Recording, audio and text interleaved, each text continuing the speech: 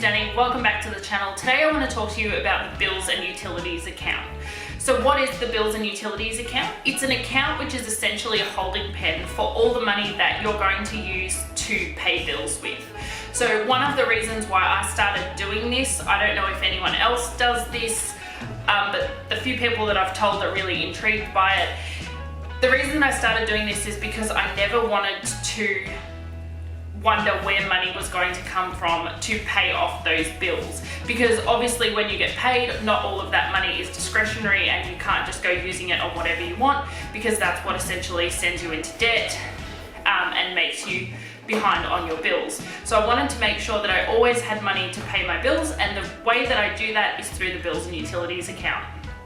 So the way that I do this is I set up an account that was called Bills and Utilities, that's what it's called.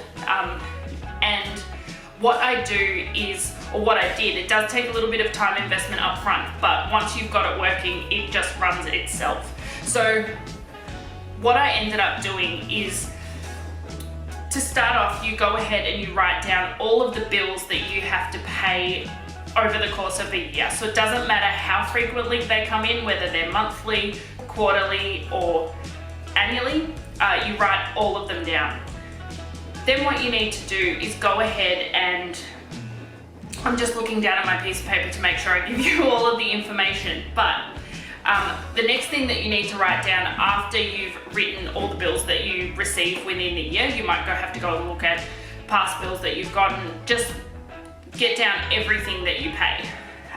The next thing that you do is you list down their frequency. So if your electricity comes in monthly, then you would put monthly. I like to do this in a spreadsheet. You can just do columns on a piece of paper and just write them all in.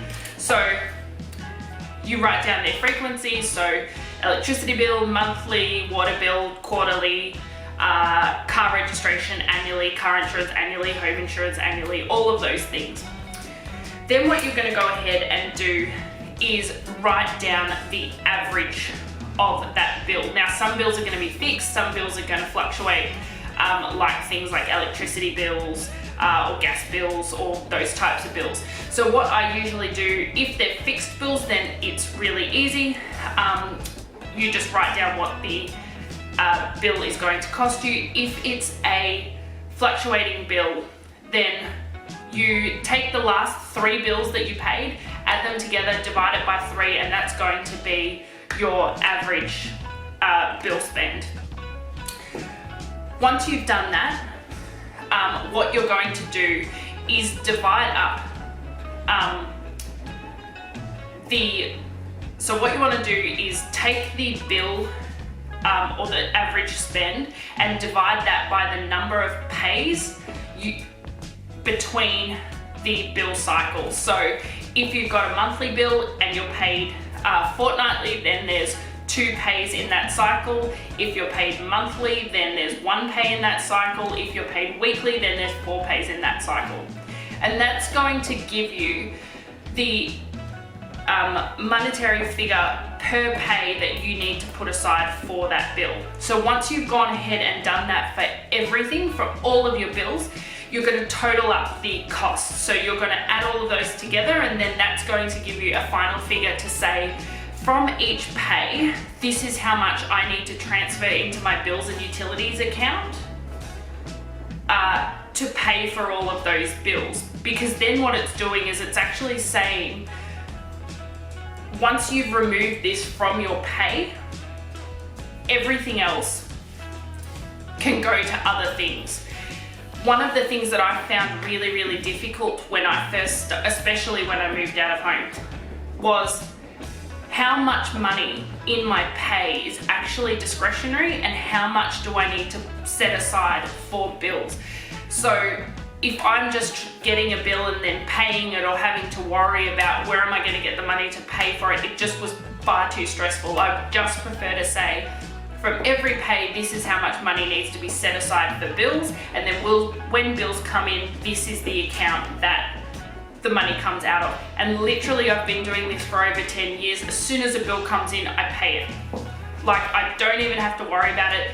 there's a good amount of money in that bills and utilities account that cycles through every month for me to just get the bill, pay it from the bills and utilities account and move on with my life. And that doesn't matter whether it's a monthly bill, a quarterly bill, or an annual bill. And you're effectively creating your own payment plan.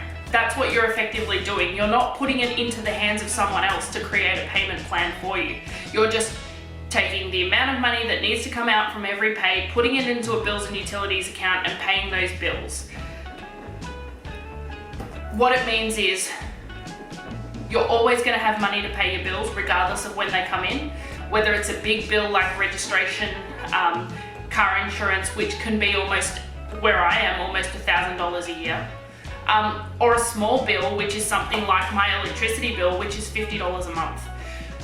It helps you to stay current with your bills, have money there to pay all of those bills, and not have someone else control when you pay those bills in terms of having to set up a payment plan. It also allows you to take advantage of all of those discounts that some, especially utility providers, give you, that if you pay on time, you get a substantial discount to if you paid after the due date. I just wanted to share this information with you because it's something that I've found so incredibly helpful for me, being able to make sure that I've always got money set aside to pay my bills, because that's a priority to me. It's one of the things that I prioritize, is that I've got money there to make sure that my basic needs are taken care of, and that means my mortgage, my utilities, my car insurance, my car registration, my home registration, everything that I need is taken care of as a priority, and then everything else comes after that. So I hope you found this video valuable. I hope you liked it. If you like these videos, please give us a thumbs up and subscribe to the channel. I try to put up 2 videos a week to share my experience with budgeting, and hopefully that will give you a little bit of insight and a few tips and tricks on how it can help you budget as well. So thanks for watching, and I'll see you next time. Bye.